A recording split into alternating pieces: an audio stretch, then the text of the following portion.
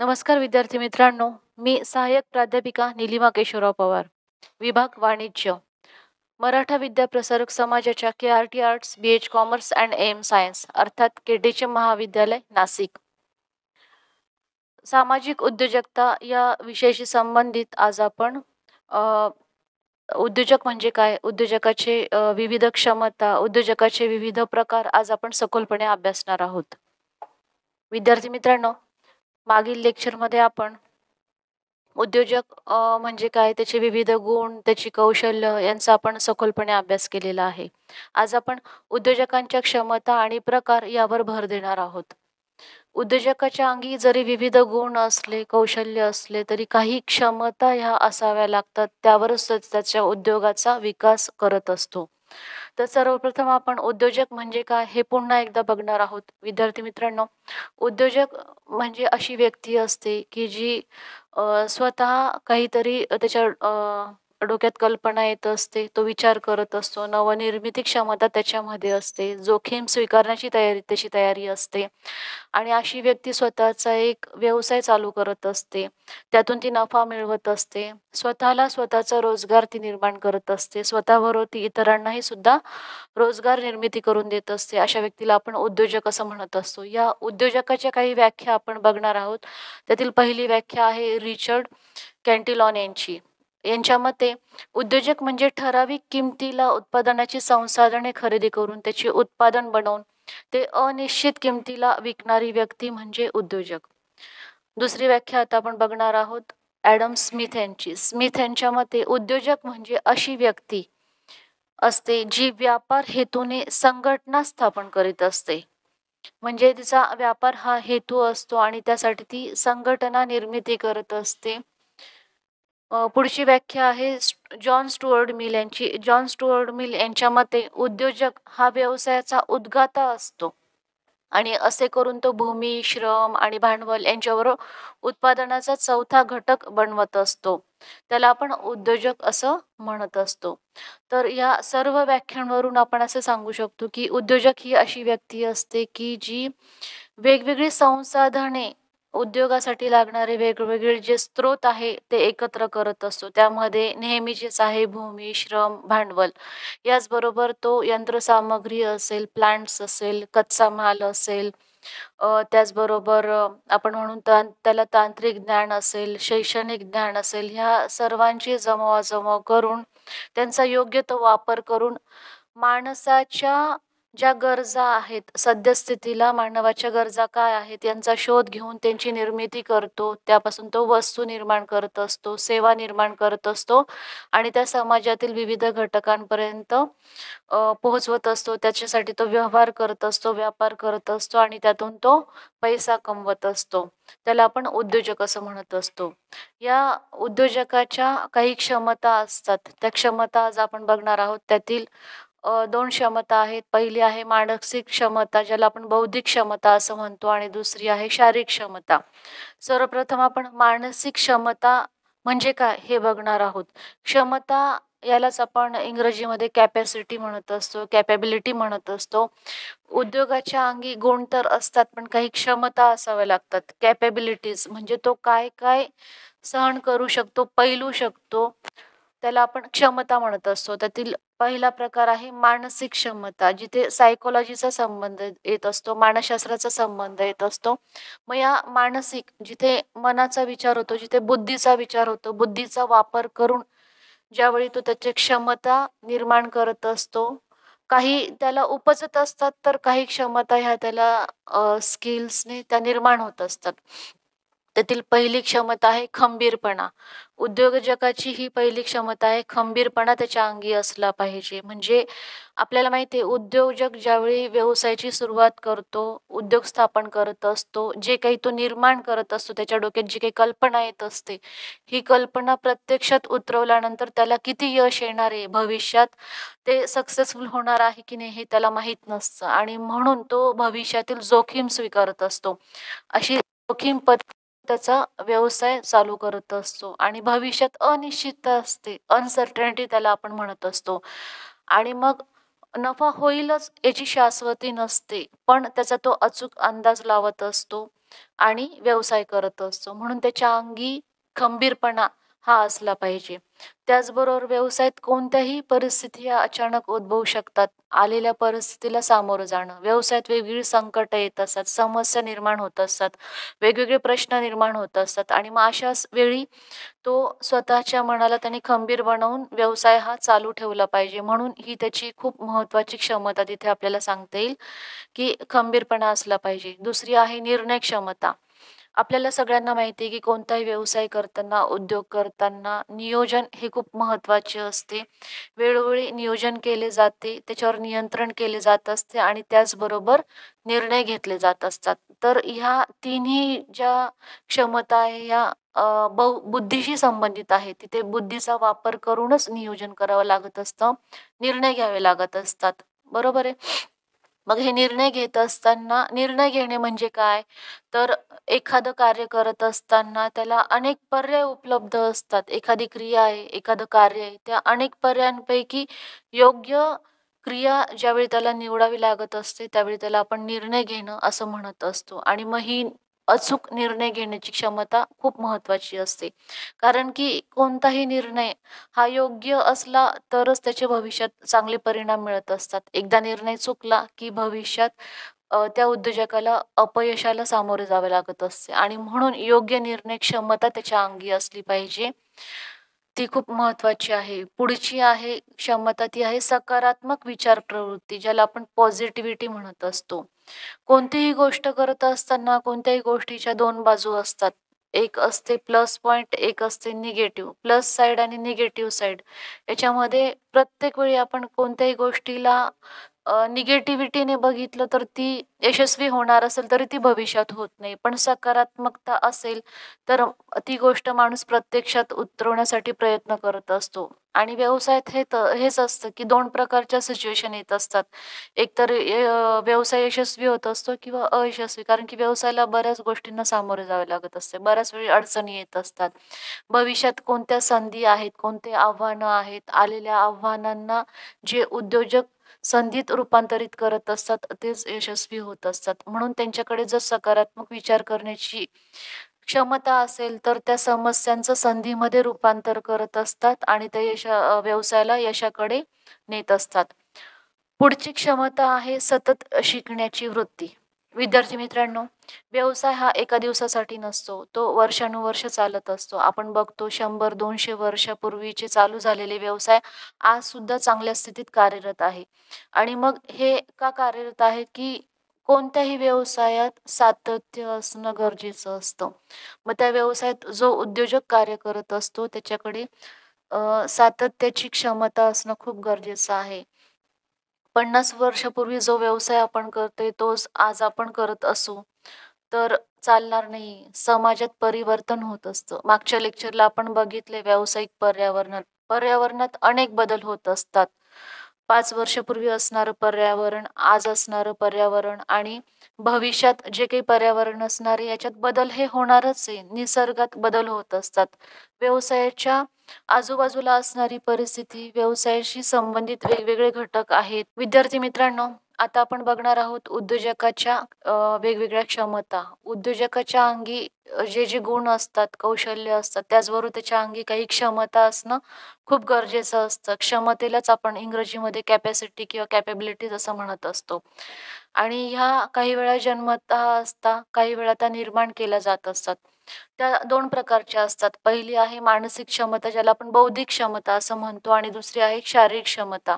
या दोन्ही क्षमता उद्योजकाच्या अंगी असतील, तर तो त्याचा व्यवसाय हा चांगल्या प्रकारे विकसित करू शकतो, व्यवसायात भरभराट करू शकत असतो. त्यातील पहिली क्षमता आपण बघणार आहोत, मानसिक क्षमता. मानसिक किंवा बौद्धिक क्षमता, जिथे बुद्धीचा वापर केला जातो, जिथे मनाचा तिथे विचार होत असतो. काही निर्णय हे मनाचा विचार करून किंवा बुद्धीचा विचार करून तिथे घेतले जात असतात. त्यावेळी त्याला आपण बौद्धिक किंवा मानसिक क्षमता असं म्हणत असतो. त्यातील पहिली क्षमता आहे की खंबीरपणा. ज्याला आपण म्हणतो की कोणतीही परिस्थिती आली, बिकट प्रसंग आला, व्यवसायात कोणत्याही अडचणी आल्या, अडथळे आले, काही समस्या निर्माण झाल्या, त्यावेळी घाबरून न जाता त्या समस्येला धैर्याने सामोरं जाणं, याला आपण खंबीरपणा म्हणत असतो. आणि व्यवसायात अशा परिस्थिती ह्या अनेक वेळा निर्माण होत असतात आणि उद्योजकाला त्या खंबीरपणे सामोरं जाऊन त्या सोडवाव्या लागत असतात, तेव्हाच तो व्यवसायात यशस्वी होत असतो. म्हणून खंबीरपणा ही क्षमता उद्योजकाच्या अंगी असणं खूप महत्त्वाचं असतं. ज्यावेळी उद्योजक एखादा व्यवसाय चालू करतो, भविष्यात तो यशस्वी होईलच हे त्याला माहीत नसतं. तो जोखीम स्वीकारत असतो आणि मग अशी जोखीम स्वीकारल्यावर तिला तो यशस्वीरित्या भविष्यात पूर्ण करत असतो. त्याला भविष्यात नफा होईलच हे त्याला माहीत नसतं, तरी तो व्यवसायात गुंतवणूक करत असतो आणि मग हा खंबीरपणा त्याच्या अंगी असेल, तर तो भविष्यात चांगल्या प्रकारे नफा कमवत असतो. त्याची दुसरी क्षमता आपल्याला सांगता येईल निर्णय क्षमता. निर्णय क्षमता म्हणजेच काय, की उद्योजकाला त्याच्या बुद्धीचा वापर करून व्यवसायात नियोजन करावं लागत असतं, नियंत्रण करावं लागत असतं, निर्णय घ्यावे लागत असतात आणि हे सर्व कार्य करताना त्याला बुद्धीचा वापर करावा लागत असतो. नियोजन म्हणजे काय असतं, की भविष्यात आपल्याला काय कोणतं कार्य करायचंय, कसं करायचंय, केव्हा करायचंय, कोणी करायचंय, कुठे करायचंय, हे ज्यावेळी उद्योजक वर्तमान काळात ठरवत असतो आणि भविष्यात ह्या क्रिया त्याला करायच्या असतात. पण त्याच्यासाठी तो भूतकाळाचा तिथे आधार घेत असतो. म्हणजे एवढं सगळं कार्य करताना त्याला त्याच्या बुद्धीचा वापर करावा लागत असतो. हे नियोजन केल्यानंतर ते प्रत्यक्षात त्याला तसं उतरावं लागत असतं किंवा त्याचा अवलंब करावा लागत असतो. त्यासाठी त्याला नियंत्रण करावं लागत असतं आणि हे नियंत्रण करत असताना त्याला वेळोवेळी निर्णय घ्यावे लागत असतात. निर्णय घेणे म्हणजे काय? तर व्यवसायात त्याला एखादा प्रश्न सोडवायचा, एखादी समस्या सोडवायची किंवा एखादं कार्य करायचंय.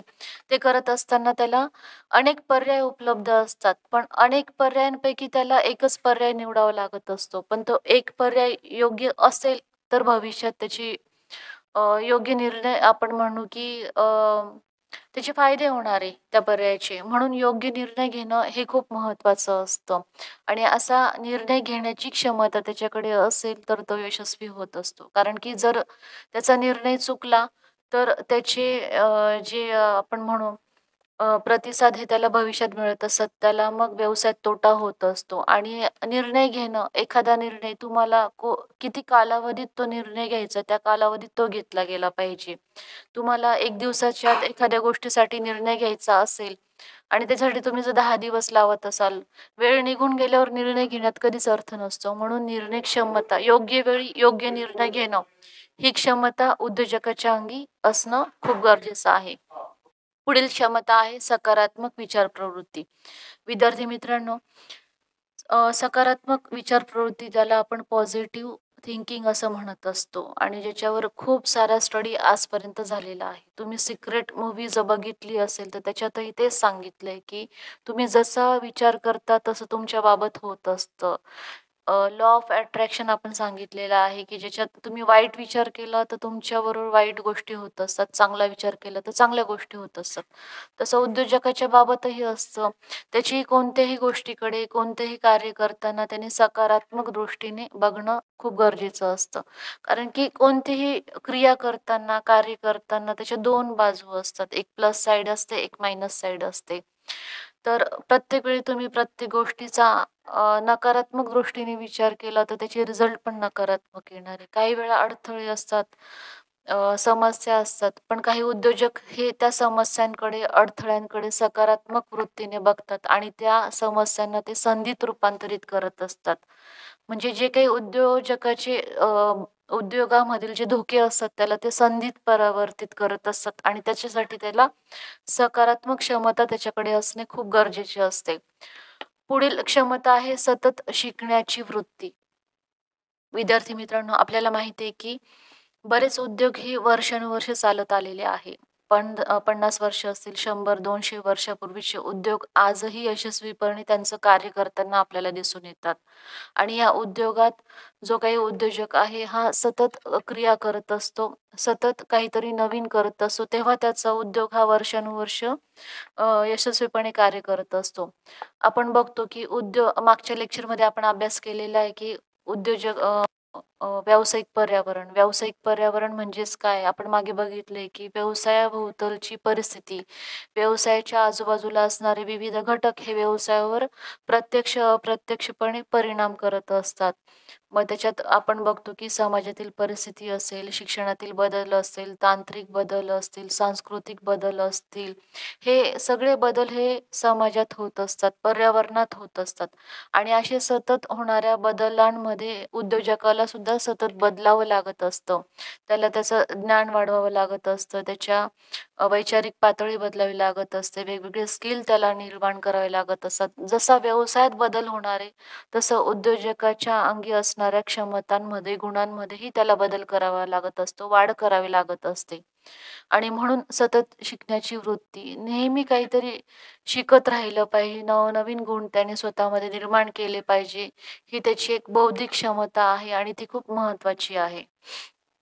आणि आता आपण ज्या बौद्धिक क्षमता बघितलेल्या आहे, खंबीरपणा, निर्णय क्षमता, सकारात्मक विचार करण्याची प्रवृत्ती असेल, सतत शिकण्याची वृत्ती असेल, तर या क्षमतांवर कोणते असे घटक आहेत की जे परिणाम करतात? त्यातील पहिला घटक आहे की कौटुंबिक वातावरण. विद्यार्थी मित्रांनो, ज्यावेळी मनुष्य कुटुंबात असतो, तो एक प्रोटेक्टेड झोनमध्ये असतो आणि त्या प्रोटेक्टेड झोनमधून बाहेर येऊन ज्यावेळी तो समाजात कार्य करत असतो, तेथील वातावरण हे वेगळं असतं. तिथे त्याला प्रोटेक्टेड झोन नसतो. तर त्यावेळी त्याला स्वतःमध्ये एक अशी खंबीरपणा आपण म्हणू, की तो निर्माण करावा लागत असतो आणि एक पॉझिटिव्ह थिंकिंग त्याची आपण म्हणू, की स्वस्थ मन, स्वस्थ मानसिकता त्याची असली पाहिजे. आणि हे केव्हा असणार आहे? ज्यावेळी त्याला कुटुंबामध्ये चांगलं वातावरण मिळणार आहे. कुटुंबातील चांगल्या वातावरणाचा त्याच्या सकस मनावर परिणाम होत असतो आणि असं सकस चांगलं मन असेल, तर ते उद्योगामध्येही चांगल्या प्रकारे कार्य करत असतं. चांगले विचार किंवा चांगले निर्णय तो घेत असतो. म्हणून त्याचं कौटुंबिक वातावरण खूप चांगलं असतं. त्याच्या कुटुंबात जर अनेक समस्या असतील आणि त्याच्या मनामध्ये नेहमी त्या कुटुंबाविषयी विचार येत असतील, तर तो त्याच्या उद्योगामध्ये त्याचे 100% देऊ शकत नाही आणि त्याला उद्योगामध्ये जर 100% त्याचे द्यायचे असतील, तर त्याला त्याच्या कुटुंबाचा पाठिंबा असणं, कौटुंबिक वातावरण चांगलं असणं हे खूप महत्त्वाचं असतं. त्याचप्रमाणे आपण सांगू शकतो, की शिक्षण, मानसिक क्षमता आणि बौद्धिक क्षमता याच्यासाठी आपण म्हणू, की शिक्षण कसं महत्त्वाचं आहे. तर आपण बघतो उद्योगाला बऱ्याच शास्त्रांचा आधार लाभलेला आहे. जसं मानसशास्त्र आहे. मानसशास्त्रात वेगवेगळे सिद्धांत सांगितलेले आहे, की मनाची स्थिती चांगली ठेवण्यासाठी काय करावं लागतं? तर त्यासाठी त्याने त्या प्रकारचं शिक्षण घेऊन त्याची मानसिक क्षमता ही चांगली केली पाहिजे. मानसिक ताकद वाढवली पाहिजे. म्हणून शिक्षणही तेवढं महत्त्वाचं असतं. काही वेळा प्रशिक्षण घेऊन सुद्धा उद्योजक त्याची मानसिक किंवा बौद्धिक क्षमता ही वाढवत असतो. वेगवेगळे ट्रेनिंग तिथे घेतले जात असतात आणि त्याच्या मनाला तो स्वस्थ बनवून त्याचा उद्योगामध्ये चांगल्या प्रकारे वापर करत असतो. पुढची क्षमता आहे शारीरिक क्षमता, ज्यामध्ये आपण बघणार आहोत, की शारीरिक अवस्था त्याची कशी असली पाहिजे, फिजिकल फिटनेस कसा असला पाहिजे, की ज्याचा उद्योगामध्ये त्याला उपयोग होणार आहे. फक्त मानसिक किंवा बौद्धिक क्षमता चांगली असेल आणि शारीरिक क्षमता नसेल, तर तो उद्योजक हा यशस्वी होत नाही. त्याला दोघी क्षमता तितक्याच महत्त्वाच्या असतात. त्यातील आता पहिली आपण बघणार आहोत, की परिश्रम घेण्याची क्षमता. परिश्रम घेण्याची क्षमता म्हणजे काय असते, की ज्यावेळी आपण नोकरी करत असतो, नोकरी करताना आपण ठराविक कालावधीसाठी बांधले गेलेले असतो. 5 तास ते 8 तास. त्याच्या व्यतिरिक्त आपण काम करत नसतो. पण स्वतःचा ज्यावेळी उद्योग असतो, व्यवसाय असतो, तर या मालकाला अनेक निर्णय घ्यावे लागत असतात, अनेक क्रिया कराव्या लागत असतात आणि त्याला दिवसाचे 24 तास त्याला काम करावं लागत असतं. आणि ज्यावेळी तो सातत्याने 24 तास कार्य करत असतो, तेव्हाच तो त्याच्या व्यवसायात यशस्वी होत असतो. म्हणून असं 24 तास काम करण्यासाठी त्याच्या शरीराची अवस्था सुद्धा तेवढीच चांगली असली पाहिजे. चांगली शारीरिक क्षमता असेल, त्याच्याकडे ताकद असेल, तरच तो एवढे तास 15 ते 20 तास, 24 तास तो काम करू शकतो.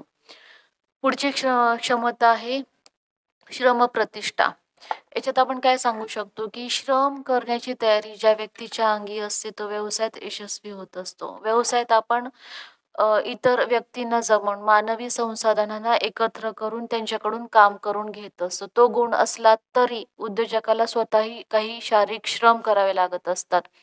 अचानक कामावर आलेले कामगार जर अनुपस्थित असतील, ॲब्सेंट असतील, तर त्यांच्या जागी ज्यावेळी टार्गेट असतात, वेळेत काम पूर्ण करून द्यायचे असते, त्यावेळी उद्योजकाला काही वेळा, काही प्रसंगी स्वतः ते काम करून द्यावं लागत असतं आणि म्हणून श्रमप्रतिष्ठा त्याच्या अंगी असेल, तर तो वेळच्या वेळी काम पूर्ण करून देत असतो. म्हणून ती क्षमता ही तितकीच महत्त्वाची आहे. पुढचे आपण सांगू शकतो, की वेळेचे महत्त्व. ही पण एक टाईम मॅनेजमेंट ज्याला आपण म्हणतो, ती ॲबिलिटी त्याच्याकडे असणं खूप गरजेचं आहे. का तर कोणतंही काम वेळेवर पूर्ण केलं तर त्याला महत्त्व असतं. उद्योजकाला वेळेवर आलेल्या मागणीचा पुरवठा करून देणं महत्त्वाचं असतं. उद्योगाला वेळेवर भांडवलाची गरज असते, वेळेवर कच्च्या मालाची गरज असते. जे काही नियोजन केलेलं असतं ते ठराविक कालावधी साठी असतं आणि त्या कालावधीत ते नियोजन जर पूर्ण होत असेल तर त्या नियोजनाला अर्थ असतो. म्हणून प्रत्येक वेळेचं महत्त्व जाणून त्यावेळेत ते काम पूर्ण करणं, त्यासाठी नियंत्रण करणं, ही क्षमता उद्योजकाकडे असणं खूप गरजेचं आहे. आता या ज्या शारीरिक क्षमता आहे, या क्षमतांवर कोणते घटक परिणाम करत असतात ते आता आपण बघणार आहोत. पहिला घटक आहे की आहाराच्या चांगल्या सवयी. उद्योजकाने चांगला सकस आहार घेतला तर त्याची शारीरिक अवस्था ही चांगली राहणार आहे. त्याला वेगवेगळे आजार असतील, इतर काही रोग असतील किंवा आपण कोरोनाची सिच्युएशन बघतोय. उद्योग थांबून चालणार नाही. उद्योजकाला काम करावंच लागणार आहे. म्हणून त्याची प्रतिकारशक्ती ही त्याला चांगल्या आहारातून वाढवावी लागणार आहे. चांगली परिस्थिती असेल, चांगली प्रतिकारशक्ती असेल, आहाराच्या चांगल्या सवयी असतील, वेळेवर त्याचं जेवण तो करत असेल, तर तो आजारी पडणार नाही. कारण की तोच आजारी पडला तर बाकीची लोकही तिथे काम करत नाही आणि म्हणून त्याला आहाराच्या चांगल्या सवयी ठेवणं खूप गरजेचं आहे. हेल्दी डाएट ज्याला आपण म्हणतो, तो त्याने घेणं खूप गरजेचं असतं. दुसरं आपल्याला सांगता येईल की व्यसनाधीनता. उद्योजकाच्या अंगी हा गुण खूप महत्त्वाचा असणं गरजेचं आहे. ही क्षमता त्याची आहे की त्याने व्यसन केलं नाही पाहिजे. व्यसन असेल तर माणसाची अर्धी क्षमता तिथे संपत असते. म्हणजे 100% कार्य करणारा माणूस व्यसनाधीन असेल, तर तो 50%च कार्य करत असतो आणि म्हणून चांगलं शरीर हवं असेल, आजार नको असतील, तर त्याने व्यसनांपासून दूर राहिलं पाहिजे. ती क्षमता त्याच्यामध्ये असली पाहिजे. स्वतःवर त्याला स्वतःचं नियंत्रण ठेवता आलं पाहिजे. स्वतःला व्यसनांपासून दूर ठेवता आलं पाहिजे. कारण की त्याच्या व्यवसायात तोच मालक जर व्यसन करत असेल, तर कामगार सुद्धा त्या ठिकाणी तशा प्रकारेच त्यांचं वर्तन ठेवणार आहे. बरोबर आहे. पुढचं आहे की प्रशिक्षण. आता काही वेळा शारीरिक क्षमता ही अ, जन्मतः सगळ्यांचीच चांगली असेल असं नाही. काही वेळा ती कमकुवत होत असते. मग अशा वेळी वेगवेगळ्या प्रकारचे प्रशिक्षण घेऊन, ज्याला आपण म्हणू की वेगवेगळे व्यायाम असतील, आहाराचे काही प्रशिक्षण असतील, डाएट संबंधी काही प्रशिक्षण असेल, वेगवेगळ्या प्रकारचे जिमची ॲक्टिव्हिटी असेल, वॉकिंग असेल, रनिंग असेल, जिम्नॅस्टिक असेल, अशा स्पोर्ट्सच्या विविध ॲक्टिव्हिटी किंवा प्रशिक्षण घेऊन त्याला त्याची शारीरिक क्षमता ही चांगली निर्माण करावी लागत असते. तर या होत्या उद्योजकाच्या बौद्धिक, मानसिक क्षमता आणि शारीरिक क्षमता. आता आपण बघणार आहोत की आर्थिक क्षमता. आर्थिक क्षमता म्हणजे काय? पैशाशी संबंधित त्याची क्षमता. बरोबर आहे. यामध्ये आता आपण बघणार आहोत, की त्या उद्योजकाकडे आर्थिक क्षमता, किती पैसा तो त्याच्या उद्योगासाठी उभारू शकतो. किती पैसा त्याच्याजवळ आहे आणि बाहेरून तो उभारू शकतो. ती आहे आर्थिक क्षमता. तर पहिली बघणार आहोत, की भांडवल उभारण्याची क्षमता. आपण बघतो, की सार्वजनिक उद्योग असेल, खाजगी उद्योग असेल, या उद्योगांना हे स्वतःचं भांडवल हे कमी पडत असतं. ज्यावेळी उद्योगाचं स्वरूप वाढतं, मोठ्या प्रमाणावर उद्योगाच्या हालचाली निर्माण होतात. व्यवसायाचा वेगवेगळ्या शाखा निर्माण होत असतात. वेगवेगळी नवनिर्मिती होत असते. पूरक वस्तूंचं उत्पादन होत असतं. लघु उद्योगांचं मध्यम उद्योगात रूपांतर होत असतं किंवा मध्यम उद्योग हे मोठ्या स्वरूपात ज्यावेळी कार्यरत होत असतात, त्यावेळी वेळोवेळी त्यांना भांडवलाची गरजही वाढत जाते आणि म्हणून अशी भांडवल उभारण्याची क्षमता त्या उद्योजकाच्या अंगी असली पाहिजे.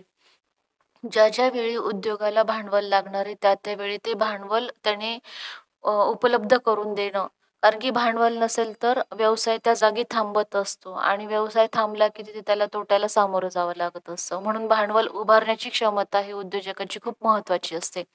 पुढे आहे व्यापारी उलाढाल, की ज्यावेळी उद्योजक व्यवसायात भांडवल निर्माण करतो आपण म्हणतो. हा प्रत्येक वेळी बाहेरनंच भांडवल निर्माण करत असेल म्हणजे आपण बघितलं की भागांची विक्री करून, भाग बाजारातील भांडवल असेल, बँकांकडून भांडवल घेत असेल, वित्तीय संस्थांकडून भांडवल घेत असेल किंवा आपण ज्याला म्हणून बँकांकडून तो भांडवल उभारत असेल, कर्जाऊ पैसे उपलब्ध करत असेल. त्याच्या व्यतिरिक्त काही भांडवलाचे प्रकार असतात, ज्यात आपण म्हणू शकतो की ज्यावेळी उद्योजक व्यापार करत असतो, व्यवहार करत असतो, ज्यावेळी तो रोखीने व्यवहार करतो, त्यावेळी त्याच्या ज्या विक्रीतून त्याला जे काही उत्पन्न मिळत असतं, नफा मिळत असतो, हे त्याचं एक प्रकारचं भांडवल असतं आणि असं भांडवल ते व्यवसायात तो परत लावत असतो आणि ज्यावेळी रोखीने व्यवहार करतो आणि स्वतःचं भांडवल तो निर्माण करतो, तेव्हा त्याला बाहेरून विकत भांडवल घेण्याची गरज पडत नाही. आपण जे बघितलं की बँकांकडून जे काही कर्ज घेतलं जातं, भागांची विक्री करून म्हणजे तो एक प्रकारचे भांडवल विकत असतो किंवा कर्जाऊ घेत असतो आणि अशा भांडवलावर त्याला खर्च करावा लागत असतो. पण ज्यावेळी तो रोखीने व्यवहार करत असतो, स्वतःचं उत्पन्न, स्वतःचा नफा तो भांडवल म्हणून वापरत असतो, तेव्हा त्याला त्या भांडवलावर खर्च करावा लागत नाही आणि म्हणून ही क्षमता त्याच्याकडं असणं खूप गरजेचं आहे. पुढे आहे की वेळेचं महत्त्व. वेळेचं महत्त्व काय, की ज्यावेळी भांडवलाची गरज आहे, त्यावेळी ते भांडवल व्यवसायाला उपलब्ध करून देण्याची क्षमता त्याची असली पाहिजे. त्याची मार्केटमध्ये तेवढी पत असली पाहिजे, आर्थिक पत असली पाहिजे, की त्याच्या तेवढ्या ओळखी असल्या पाहिजे. त्याचा मित्रपरिवार असेल, नातेवाईक असेल किंवा ज्यावेळी अचानक त्याच्या व्यवसायात त्याला पैशाची गरज निर्माण होते, त्यावेळी त्याने तो उपलब्ध करून दिला पाहिजे. वेळ निघून गेल्यावर ज्यावेळी पैसा उपलब्ध होतो, त्या पैशाचं तिथे मूल्य शून्य होऊन जात असतं. म्हणून वेळेला खूप महत्त्व आहे. आता ह्या ज्या आर्थिक क्षमता आहे, यांच्यावर कोणते घटक परिणाम करत असतात? तर पहिला घटक आपण सांगू शकतो, की परंपरागत व्यवसाय. आता आपण बघितलं काही उद्योग किंवा व्यवसाय हे असे असतात, की ते परंपरेने वर्षानुवर्ष चालत आलेले असतात. त्यात पिढीनुसार एक पिढी कार्य करत असते. मग काही उद्योजक असे असतात, की त्यांचे परंपरागत व्यवसाय असतात. मग अशा व्यवसायात त्यांना काही नवीन अ, मालमत्ता असेल, यंत्रसामग्री असेल, खूप जास्त स्थावर मालमत्तेसाठी भांडवलाची गरज पडत नाही. आणि आहे तो व्यवसाय त्यांना फक्त चालू ठेवायचा असतो. फक्त जे दैनंदिन खर्च असेल, कच्च्या मालावरचा खर्च असेल, असे खर्च त्यांना व्यवसायात करावे लागत असतात. आणि म्हणून परंपरागत व्यवसाय असेल तर त्यांना कमी भांडवल लागत असतं किंवा एका उद्योगातलं भांडवल आलेला नफा हे नवीन उद्योगात ते टाकत असतात. पुढे आहे की उद्योजकांची मनोवृत्ती. मनोवृत्ती म्हणजे काय, की ते पैशाचा वापर कसा करताय, त्यांच्या मानसिकतेचा, बुद्धीचा वापर ते पैशासाठी कसा करताय, बरोबर आहे. म्हणजे ते रोखीने व्यवहार करताय की उधारीवर व्यवहार करताय. आता समजा याचं आपण एक उदाहरण घेऊ. एखादा उद्योजक आहे जो कच्चा माल खरेदी करताना रोखीने खरेदी करतोय, बरोबर आहे. रोखीने खरेदी करतोय म्हणजे तो पैसा तिथे देतोय. व्यवसायातला पैसा हा बाहेर जातोय आणि ज्यावेळी तो माल तयार करतो आणि मार्केटमध्ये, बाजारपेठेत माल विकतो, त्यावेळी जर तो उधारीने विकत असेल, तर तिथेही त्याचा पैसा अडकतोय. म्हणजे कच्चा माल खरेदी करताना पैसा अडकतोय आणि माल विकताना उधारीने विकतो, त्यावेळी त्याचा पैसा अडकतोय. म्हणजे इथे त्याला बॅलन्स करता येत नाही. मग इथे त्याची मानसिकता असली पाहिजे किंवा मनोवृत्ती अशी असली पाहिजे, की पैशाचे व्यवहार त्याने सचोटीने तिथे मार्गी लावले पाहिजे. पुढे आहे की उधारीचे व्यवहार. बरेच उद्योजक असे असतात की हे रोखीने व्यवहार करणं पसंत करतात. म्हणजे ते माल खरेदी करताना सुद्धा रोखीने करतात आणि माल विकताना सुद्धा ते रोखीनेच विकत असतात. म्हणजे रोख पैसा हे स्वतःजवळ ठेवत असतात. म्हणून उद्योजकांनी उधारीचे व्यवहार हे टाळले पाहिजे. नेहमी त्याने रोखीने व्यवहार केले पाहिजे. काही उद्योजकांची ही स्ट्रॅटेजी असते. ते काय करतात, कच्चा माल खरेदी करताना उधारीने खरेदी करत असतात. म्हणजे त्यांना भांडवलाची गरज तिथे कमी पडते आणि ज्यावेळी माल विकतात त्यावेळी ते रोखीने विकत असतात. मग आलेला पैसा ते परत उधारीने घेतलेल्या मालाला देत असतात. म्हणजे ते पैशाचा तिथे बरोबर चक्र फिरवत असतात आणि उधारीचे व्यवहार ते टाळत असतात. मग अशा वेळी त्यांना भांडवलाची कमी गरज पडत असते. मग ही होती त्या उद्योजकाची आर्थिक क्षमता. तर अशा उद्योजकाच्या आपण क्षमता बघितल्या आहेत. बौद्धिक, मानसिक, शारीरिक आणि आर्थिक क्षमता. आता आपण उद्योजकांचे विविध प्रकार बघणार आहोत. यात पहिला प्रकार आहे प्रेरणा या घटकावर आधारित उद्योजकाचे वर्गीकरण. तर यामध्ये आपण बघणार आहोत पहिला प्रकार आहे स्वयंस्फूर्त उद्योजक. असा हा प्रकार आहे, की यात उद्योजकाला स्वतःचं ज्ञान असतं, त्याने शिक्षण घेतलेलं असतं, अनुभव असतं आणि तो स्वतःच्या या ज्ञानातून त्याला प्रेरणा मिळत असते आणि तो उद्योग करण्यासाठी प्रेरित झालेला असतो आणि त्याच्या आयुष्याच्या सुरुवातीलाच तो स्वतः प्रेरित होऊन स्वतःचा व्यवसाय चालू करत असतो. असं नसतं की तो आधी कुठेतरी नोकरी करतोय आणि मग उद्योगात आलेला आहे. तो हा त्याच्या स्वतःच्या प्रेरणा जागृत झालेल्या असतात, की मी स्वतःचा व्यवसाय करणार आहे, स्वतःचा उद्योग स्थापन करणार आहे. त्यासाठी तो शिक्षण घेत असतो, ज्ञान मिळवत असतो. विद्यार्थी अवस्थेतच त्याची ही स्वयंस्फूर्त प्रेरणा असते, की तो उद्योजक होणार आहे आणि विद्यार्थी अवस्थेतनं ज्यावेळी तो तारुण्यावस्थेत जातो, त्यावेळी तो स्वतःचा व्यवसाय हा स्वतःच्या हिमतीने चालू करत असतो. त्यासाठी लागणारं ज्ञान असेल, कौशल्य असेल, अनुभव असेल, हे तो विद्यार्थी दशेतच स्वतःमध्ये मिळवण्याचा प्रयत्न करत असतो. हा पहिला प्रकार आहे स्वयंस्फूर्त उद्योजक. दुसरा प्रकार आहे प्रवृत्त झालेला उद्योजक. काही वेळा काय होतं, की आपण बघतो, की उद्योजक होण्यासाठी काही गुण लागत असतात, ज्ञान लागत असतं, तो शिक्षण घेत असतो. पण काही वेळा आहे ना, काही परिस्थिती निर्माण होत असते. जसं सरकार काही सवलती देत असतं, इतर उद्योजक काही ऑफर्स देत असतात, स्टार्टअपसाठी काही सरकारची धोरणं असतात आणि ह्या काही अशा घडामोडी असतात, की ज्याच्याने उद्योजकाचं मन प्रवृत्त होतं, की त्याने स्वतःचा काहीतरी उद्योग स्थापन करावा. तसा हा प्रकार आहे प्रवृत्त झालेला उद्योजक. आता पुढचा प्रकार आहे मन वळवलेला उद्योजक. मन वळवलेला उद्योजक म्हणजे काय, की त्याच्या मनाची जी अवस्था निर्माण होते, की आता मी उद्योग स्वतःचा व्यवसाय चालू केला पाहिजे. आधी तो तो काय करत असतो, दुसरीकडे नोकरी करत असतो आणि मग ते काम करताना त्याला जाणवतं, की इथे आपण काम करू शकत नाही. दुसऱ्याच्या हाताखाली काम करण्यापेक्षा आपण स्वतःचा रोजगार हा स्वतः निर्माण केला पाहिजे.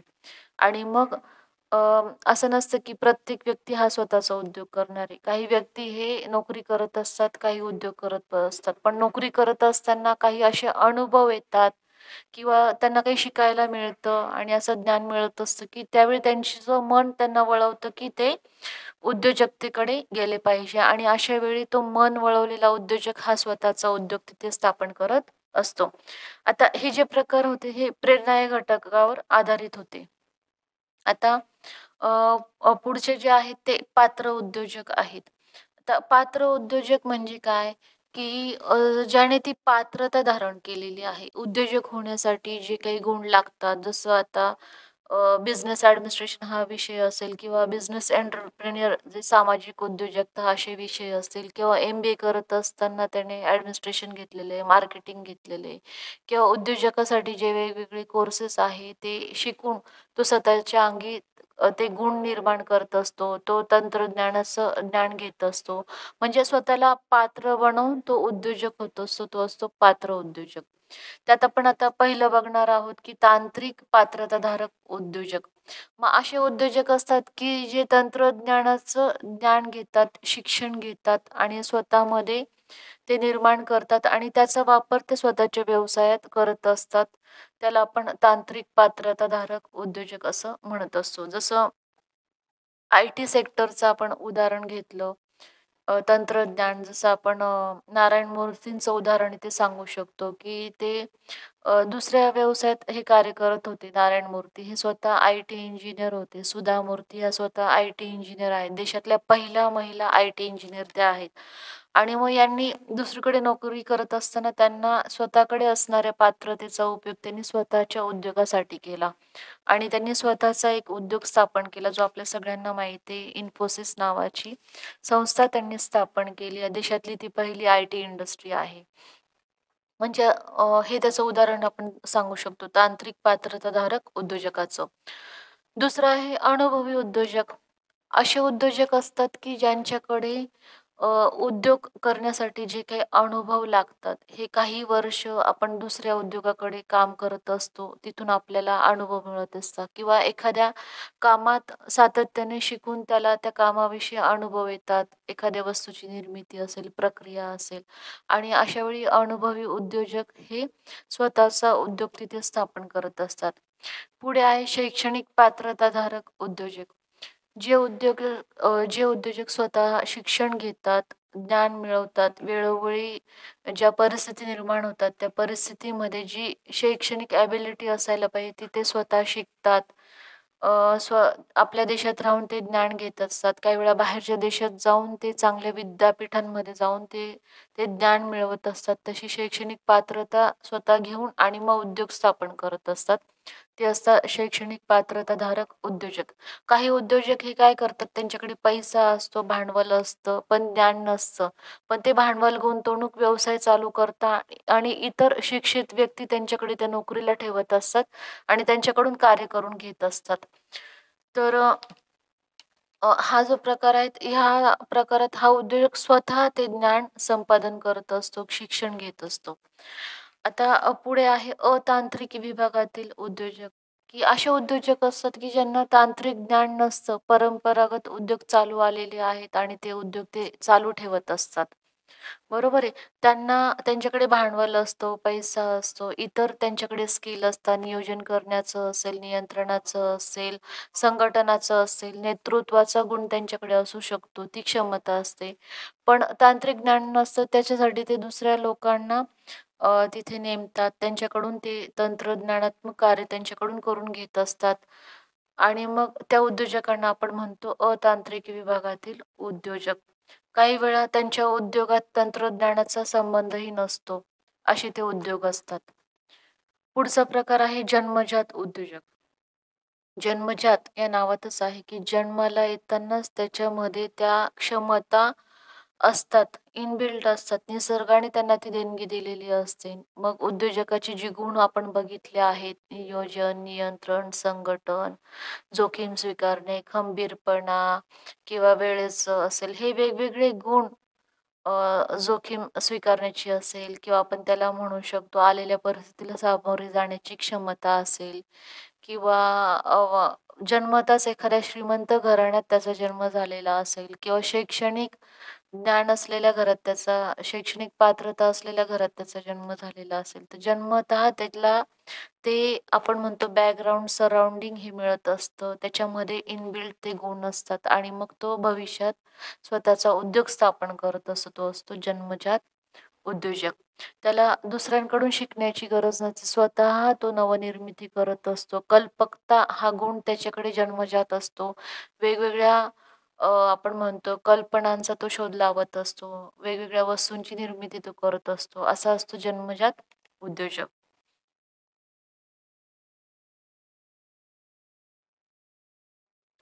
आता पुढचा प्रकार आपण बघणार आहोत. कार्यक्षेत्राच्या विभागांमुळे उद्योजकांचे काही वर्गीकरण त्यांनी केलेले आहे. कार्यक्षेत्र म्हणजे कोणत्या प्रकारच्या क्षेत्रात तो कार्य करतोय, कोणत्या विभागात तो कार्य करतोय, त्याच्यानुसार. मग पहिलं आपण बघणार आहोत, की विकसित व अविकसित भागातील उद्योजक.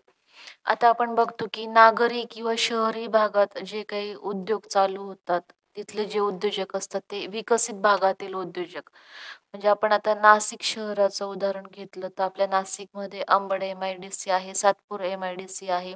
अशा भागामध्ये उद्योगासाठी लागणाऱ्या सोयी, सवलती, सुविधा ह्या तिथे उपलब्ध असतात आणि अशा विकसित प्रदेशात असे उद्योजक आपला उद्योग स्थापन करत असतात. पण काही उद्योजक असे असतात, की ज्यांच्याकडे अशा विकसित प्रदेशात ज्यावेळी उद्योग स्थापन करतात, त्यावेळी त्यांना भांडवल जास्त लागत असतं, खर्च जास्त होत असतो. सरकारच्या आपण म्हणू की सोयी सवलती करात त्यांना आपण सवलत म्हणू, अशा कमी असतात सरकारच्या सोयी सवलती. मग अविकसित भागात त्या भागाचा विकास होण्यासाठी, त्या प्रदेशाचा विकास होण्यासाठी सरकार काही सोयी सवलती उद्योजकांना देत असतं आणि मग असे उद्योजक आहे अशा भागात त्यांचा व्यवसाय चालू करत असतात आणि म्हणून त्यांना आपण अविकसित भागातील उद्योजक म्हणत असतो. ज्या उद्योजकांकडे भांडवल कमी आहे, पण चांगल्या कल्पना आहेत, मग सरकारच्या सोयी सवलती किंवा सरकार त्यांना कर्ज पुरवठा करत असतो. काही मोठे उद्योग असतात, ते नवीन स्टार्टअपसाठी भांडवल गुंतवणूक करत असतात. मग अशा अविकसित भागात उद्योजक हे त्यांचे व्यवसाय चालू करत असतात. आणि आता सद्यस्थितीला आपण बघतो, की भारत हा अविकसित देश आहे आणि तो विकासाकडे वाटचाल करतोय. विकासाकडे वाटचाल करतोय म्हणजे मग काय असतं, की विकसित म्हणजे पूर्ण देशाचा विकास करणे. मग ज्या भागात विकास झालेला आणि त्या भागात विकास होण्यासाठी सरकार नवीन उद्योजकांना प्रवृत्त करत असतं, सवलती देत असतं. तो हा प्रकार आहे. पुढे आहे स्वदेशी उद्योजक. स्वदेशी उद्योजक म्हणजे असा उद्योजक, की जो त्याच्या देशातच उद्योगाची स्थापना करतो. त्याच्या शाखा ह्या त्या देशातच असतात आणि तो जे काही निर्मिती करत असतो त्या देशात तो विकत असतो. तो असतो स्वदेशी उद्योजक. पुढचा प्रकार आहे की आंतरराष्ट्रीय उद्योजक. आंतरराष्ट्रीय उद्योजक काय करतो? हा एका देशात त्याची शाखा निर्माण करतो, उद्योगाचा विकास करतो आणि जसं-जसं उद्योगाचा विकास होईल तसं-तसं तो इतर देशांमध्ये सुद्धा त्याच्या उद्योगाच्या शाखा ह्या स्थापन करत असतो. आता आपल्याकडे बरेच मोठे उद्योग आहे. मित्तल असेल किंवा अंबानी असेल किंवा आपण त्याला म्हणू की बिर्ला असेल, टाटा असेल, हे मोठे उद्योग आहे. यांच्या बाहेरच्या देशांमध्ये बऱ्याच शाखा आहे. म्हणजे आंतरराष्ट्रीय स्तरावर ते त्यांचं कार्य करत असतात. त्यांच्या उद्योगांची स्थापना करत असतात. फक्त एका देशाच्या चौकटीत राहून त्यांचं कार्य नसतं, तर वेगवेगळ्या देशांमध्ये ते उद्योगाचा विकास करत असतात. पुढचा उद्योजक आहे की एकत्रित भागीदारी. काही वेळा उद्योजक काय करतात, की सरकारशी भागीदारी करून आणि त्यांचा व्यवसाय तिथे स्थापन करत असतात, उद्योग निर्माण करत असतात. सरकार काही प्रमाणात भांडवल त्यांच्यामध्ये गुंतवत असतं आणि मग ते त्यांच्या कल्पना त्या उद्योगात उतरवत असतात. ते असतात एकत्रित भागीदारी केलेले उद्योग.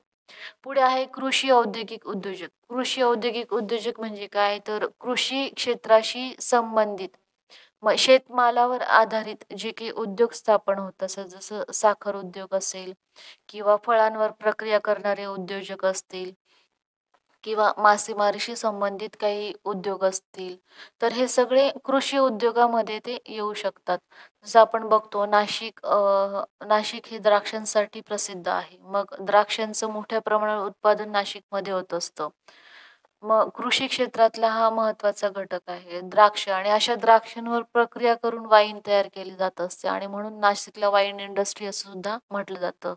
कारण की बरेच उद्योजकांनी या द्राक्षांवर प्रक्रिया करून वाईन तयार करून ही बाहेरच्या देशांमध्ये सुद्धा तिथे निर्यात करत असतात ते. पुढे आहे एकत्रित उद्योजक. ज्यावेळी वेगवेगळ्या क्षेत्रातलं ज्ञान असणारं, वेगवेगळे उद्योगात कार्यरत असणारे वेगवेगळे उद्योजक हे एकत्र येऊन स्वतःचा एक उद्योग स्थापन करत असतात, तेव्हा त्याला एकत्रित उद्योजक म्हणत असतो. आणि हा उद्योग का महत्त्वाचा असतो, की याच्यात जे वेगवेगळे उद्योजक आहे, प्रत्येक जण प्रत्येकाच्या क्षमतांचा वापर हे त्यांच्या उद्योगासाठी करत असतात आणि म्हणून एकत्रित उद्योगालाही तितकंच महत्त्व आपण देऊ शकतो. पुढचा प्रकार आहे स्त्री उद्योजक. विद्यार्थी मित्रांनो, हा प्रकारही आत्ता सध्याच्या स्थितीला मार्केटमध्ये आलेला आहे. पूर्वी आपण बघत होतो, की स्त्रिया ह्या घराच्या बाहेर पडत नव्हत्या. एका चौकटीत राहून त्या कार्य करत होत्या.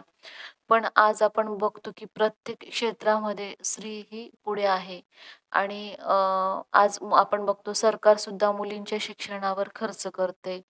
आपण म्हणतो महिला सबलीकरण. ही कन्सेप्ट सगळ्यांना माहिती आहे, की महिलांना सबल केलं जातं. त्यांना प्रत्येक कार्यात त्यांना समाविष्ट केलं जात असतं आणि एका कुटुंबाच्या पलीकडे जाऊन ती तिच्या क्षमता दाखवू शकते. तिची स्किल ती डेव्हलप करू शकते आणि उद्योगांमध्ये सुद्धा आज आपण बघतो, की बऱ्याच महिला उद्योजक ह्या आघाडीला आहे. आज आपण बघतो, की सरकारी खात्यांमध्ये असेल, इतर सेक्टरमध्ये असेल, महिलांना 50% जागा या राखीव ठेवण्यात आलेल्या आहेत. हा एक विषय झाला. पण उद्योगामध्ये ज्या काही क्षमता लागतात, जे काही गुण लागतात, सगळ्यात महत्त्वाचं असतं नियोजन आणि व्यवस्थापन. हे गुण महिलांमध्ये जन्मतः असतात. त्या घराचं नियोजन करत असतात, कुटुंबाचं नियोजन करत असतात, व्यवस्थापन करत असतात आणि ते चांगल्या प्रकारे करत असतात. त्यांना कोणत्याही शिक्षणाची गरज नसते आणि मग अशा महिला ज्यावेळी उद्योगात त्यांचे स्किल्स दाखवत असतात, तेव्हा त्या उद्योगाला एका उंचीवर नेऊन ठेवत असतात आणि म्हणून ह्या महिला उद्योजक हा प्रकारही तितकाच महत्त्वाचा आहे.